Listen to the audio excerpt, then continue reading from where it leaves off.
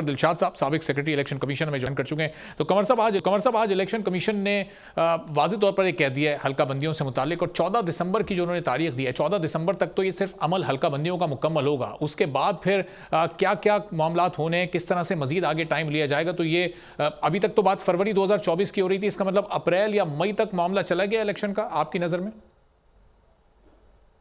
असूली तौर पर तो इलेक्शन कमीशन पाकिस्तान ने आइन के आर्टिकल 51 का जो सब सेक्शन 5 है उस पर उन्होंने आइनी तौर पर अमल दरामद किया है, जिसमें ये लिखा हुआ है कि जब मर्दमशुमारी का जो लास्ट का नोटिफिकेशन है उसके अगर नोटिफिकेशन कर दिया जाए तो फिर इलेक्शन कमीशन पाबंद है कि दोबारा हल्का बंदियां करवाए, अस्तर हल्का बंदी करवाए नई मर्दमशुमारी के डाटा को मद्देनजर रखते हुए। अब ये तो इलेक्शन कमीशन की अपने आईनी मजबूरी हो गई, आईनी तौर पर पाबंद कर दिया गया कि अब आपने अस्तर हल्का बंदियां करानी है, पूरे पाकिस्तान की डीमार्केशन होनी है। अब ये जो मुश्तरका वफादात कौंसिल का जो इजलास हुआ था तो उसमें अगर वो ना परमिशन देते, इजाजत ना देते, जब इंतखाबात अभी चंद 90 दिन में होने हैं, असेंबली डिसॉल्व होने वाली है, तो फिलहाल मुश्तरका वफादात कौंसिल का जो नोटिफिकेशन है ये अभी फिलहाल इसको मुअत्तल कर दिया जाए।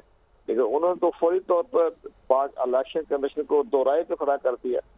अब इलेक्शन कमीशन पाकिस्तान ने इस लिहाज से इस पर अमल दरामद करने के लिए अहम बात ये पेशरफ्त हुई कि आज हमने तमाम टीवी चैनलों पर हमने ये खबर सुनी है, पढ़ी है कि भी चीफ इलेक्शन कमिश्नर ने चीफ जस्टिस पाकिस्तान से मुलाकात की, कोई 2-2.5 घंटे मुलाकात रही। तो वहाँ लाजमी तौर पर ये सारे जो हैं हल्का बंदियां, सेंसेस, आर्टिकल 51, आर्टिकल 218, आर्टिकल 224, ये तमाम मामला जो है वो गौर खोज किए होंगे। उन्होंने चीफ इलेक्शन कमीशन ने वो सारे साइड इफेक्ट भी ऑनरेबल चीफ जस्टिस पाकिस्तान को बताए होंगे।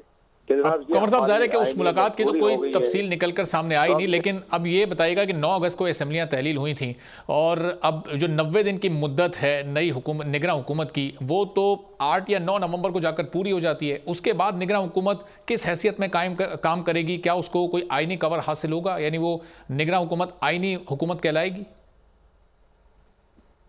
देखिए, इसमें एक बड़ी अहम बात पेशरफ्त हुई है। इसमें एक बात तो नजर आ गई जी कंवर साहब। हाँ, मैं अर्ज करूँ आपसे, मैं अपना सारा जो इलेक्शन कमीशन का जो पॉइंट ऑफ व्यू जो हमें नजर आया है, अब ये एक में शेड्यूल जारी किया है। अब आप उस शेड्यूल को अपने सामने रखे, उन्होंने बाकायदा इलेक्शन एक्ट 2017 का सेक्शन 17 जो है उसके मुताबिक फॉलो करते हुए सारा शेड्यूल जारी करते हुए ये ऐलान जारी कर दिया कि 14 दिसंबर को हल्का बंदियों का प्रोजेक्ट जो मिशन है या उसकी जिम्मेदारी है पूरी हो जाएगी, जिसमें अदालतों की अपीलें भी शामिल हैं और इलेक्शन कमीशन के पास जो एतराज़ात जमा की जाएंगे वो भी सारा कवर कर लिया उन्होंने। अब ये तो मजबूरी हो गई 4 महीने की। अब इसके बाद जो सबसे बड़ी अहम पेशरफ्त होनी है, जो मीडिया का अभी ध्यान नहीं किया, वो ये है कि 14 दिसंबर के बाद इलेक्शन कमीशन ने शेड्यूल जारी करना है जी। अब उन्होंने ये देखना है कि शेड्यूल जारी करते हुए और कौन सा कोई आईनी प्रोविजन है जो उन्होंने पूरी करनी है। उसका तरीकाकार यही है कि जो हमारा सेक्शन 57 है उसके तहत वो शेड्यूल जारी कर देंगे।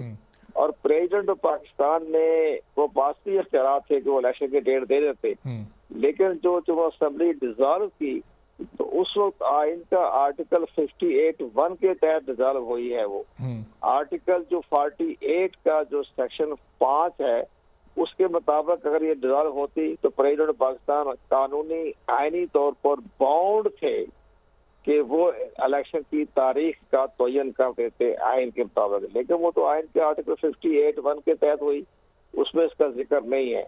ठीक है,